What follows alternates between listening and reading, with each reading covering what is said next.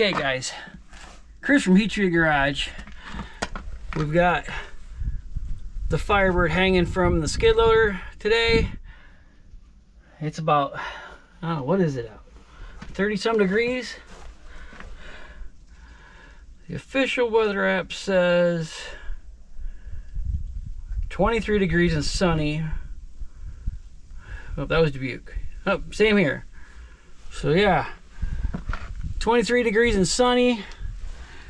So this is gonna suck a little bit, but we're gonna fire up the power washer and we're gonna get this thing power washed underneath, and then we'll let it down. We'll do the inside and let you guys follow along.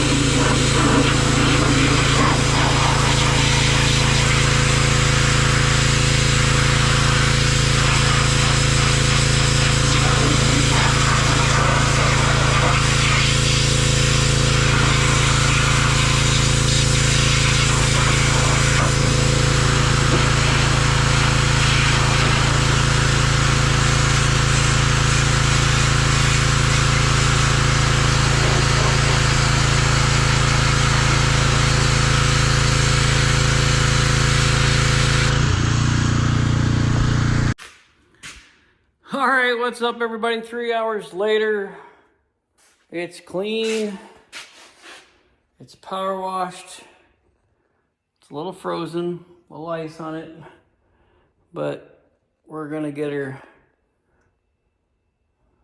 back on the hoist probably tomorrow after it's dried for the night, and we'll get it painted, and we're gonna pull them drum brakes off, the ball joints, got new shocks, ball joints, all that suspension stuff, tie rods coming. And we did find we got a few little areas here we gotta address. The floor is gonna be a little softer than I had hoped, but still gonna be a cool car when we're done. We'll let her get dried out and work on it some more.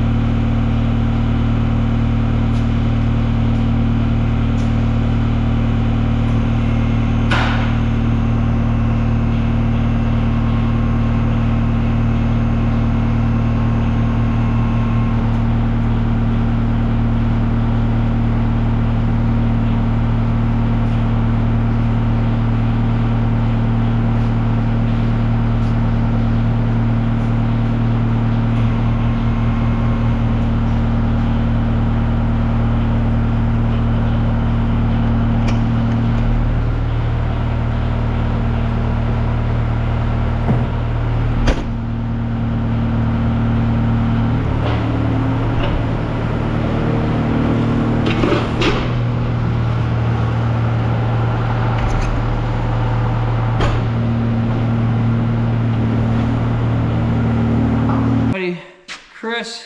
Heat treated garage. We're back on the fire chicken. Get the camera moved around here for you. We got her back on the hoist. Not gonna do a whole lot today, got a lot of other stuff going on. But it's all washed, the best we're gonna get. We're gonna spray some rust, like rust converter, they call it. Get that in a minute. Just so we can kind of get everything back to a paintable surface here. We don't want to take this thing far enough apart to do a sandblast and that. That's not what the purpose of this build is. So hang with us here and we'll keep working on the fire chicken.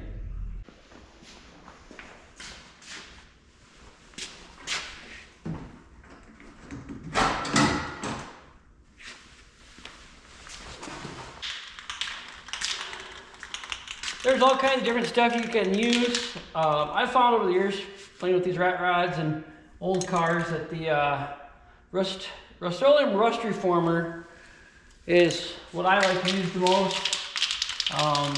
It's readily available at some of the local parts stores and farm stores here in the area. And it works pretty good. It coats well and it holds up. And I am painting over stuff that we're gonna take off. Right now I want to get a coat of paint on this thing.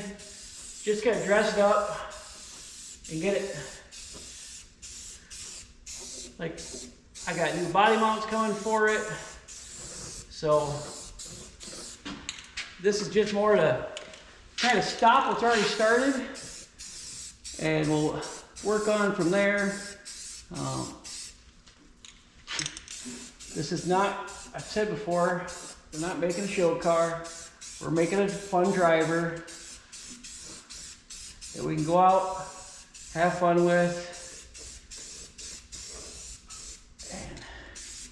And my mom, my dad, the wife, anybody can just jump in it and take it for a drive. Take it for a run up through the local state park, or one of the car cruises, or a Saturday morning cars and coffee. And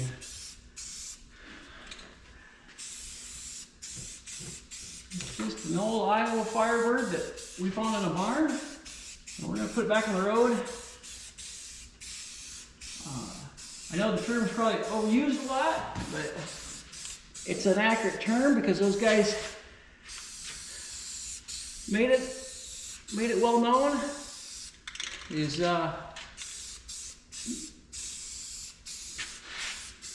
roadkill style it. You don't have to get it perfect, just get it running. You know, and I think there needs to be a little bit more of that these days. You don't have to have all the high dollar stuff, just get out there and have fun.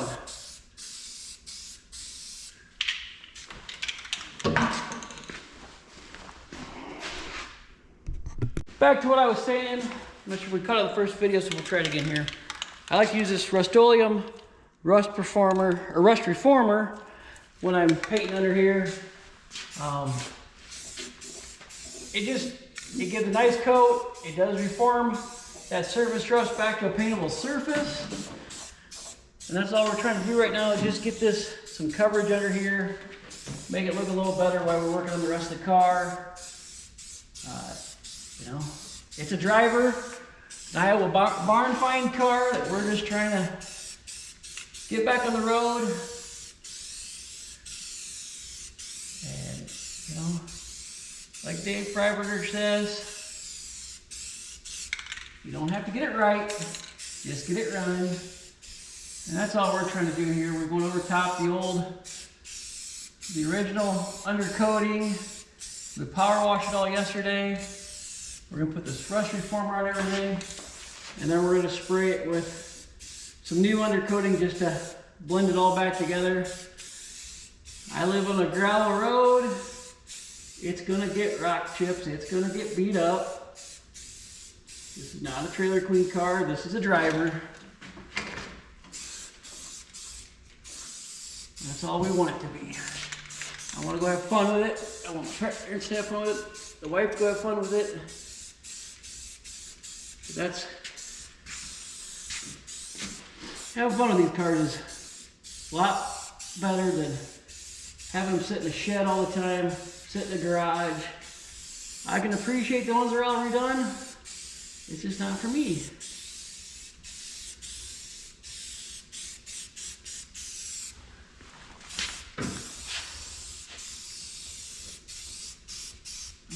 I want to drive them. I want to have fun with my friends in them. I want to build them with no rules applied, I guess.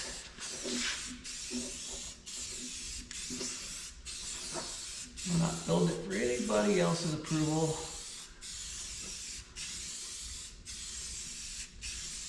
Well, I guess it's nice when the wife gives the approval, but she's about the only one that's gonna get a say in it.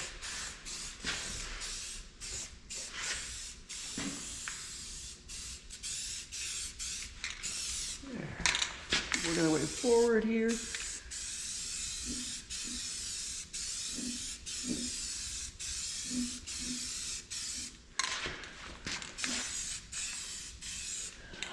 Sitting right in front of the camera, aren't I?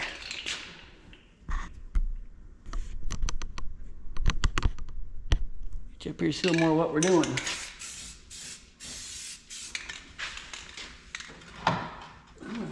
That's supposed to. Oh, that goes back under there. I'm not sure we're even using that. We're even putting a 4L80 in it, so I'm sure we're gonna have to do something different with ship linkage. But that's a future Chris problem. Then if they're sitting on the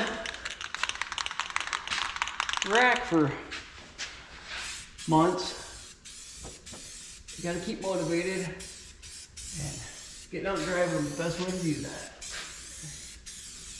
I'm just trying to get the firewall not painted right now so we can get the motor in it. Work on that stuff. Really no big fabrication on this one.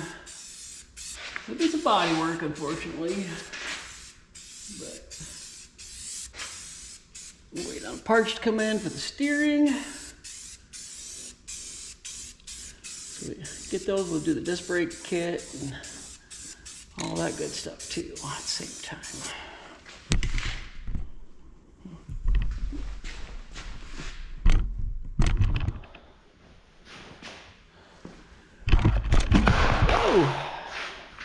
Get you up here.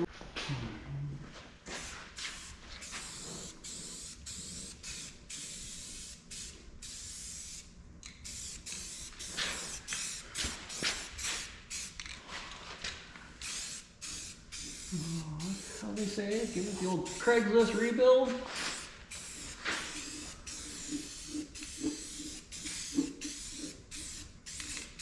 This is not the final coat of paint. This is just the rust reformer to kill off the rust, all the surface rust. There's no major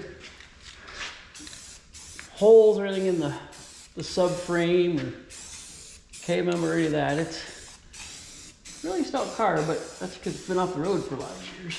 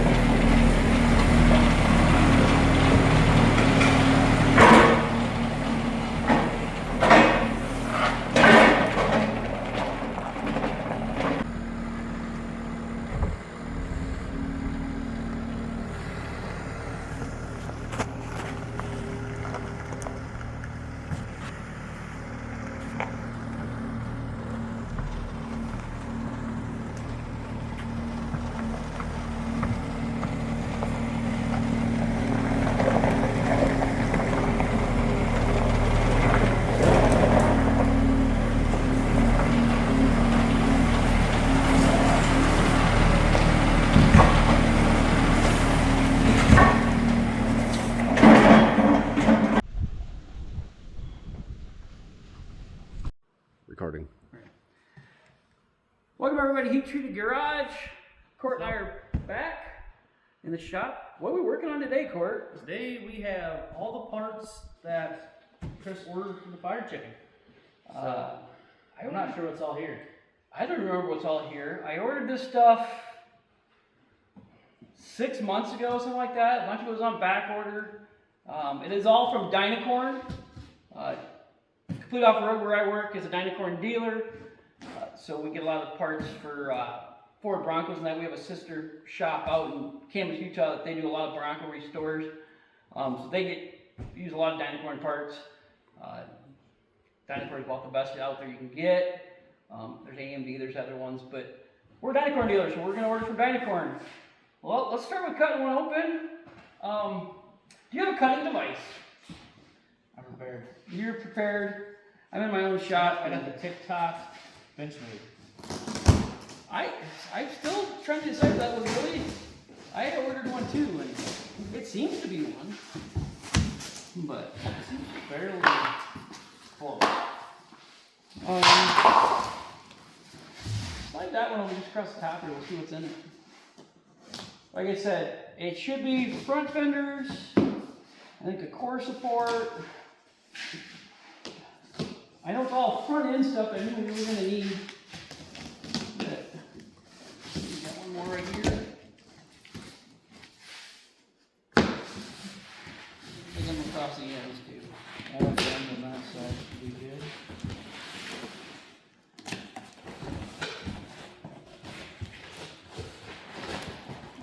What do we got? I think this is the shims. Yep. That's the shim pack for the, These are some kind of. these are not for the Firebird. Oh, these are for the Malibu. These are for the Malibu. The headliner trim and that for the Malibu. I forget. Yeah, I ordered stuff for Malibu too. So, I think there's more trim parts. We'll leave them in that box for keeping things separate. Throw the garbage on the floor. We'll get that garbage later.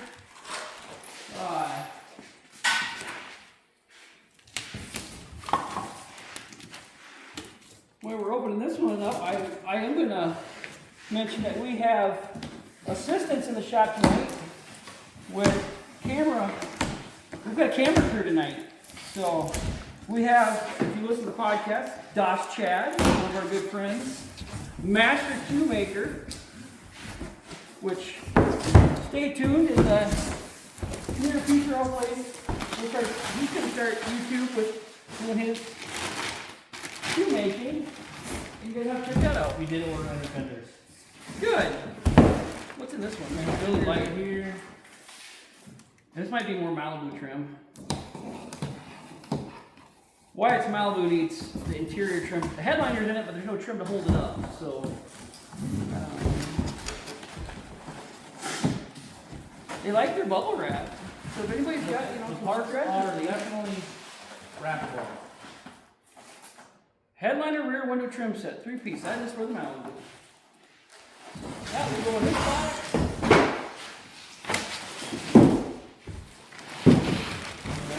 One ender fender. Two ender fenders. I remember you asking when we took things apart about ender fenders. And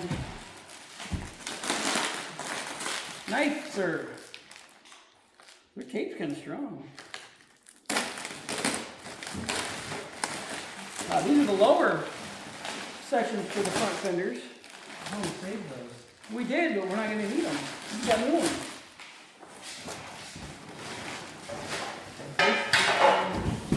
One of the front fenders. Front fender there.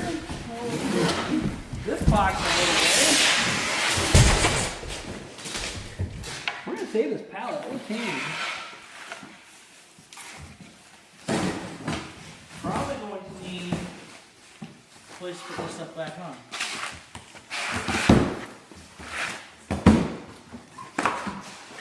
So this one, we don't have to open. It says Restoration Parts Camaro Radiator Support, 67 to 69. That's the radiator support, so we don't have to fight that one that had broken bolts and stuff.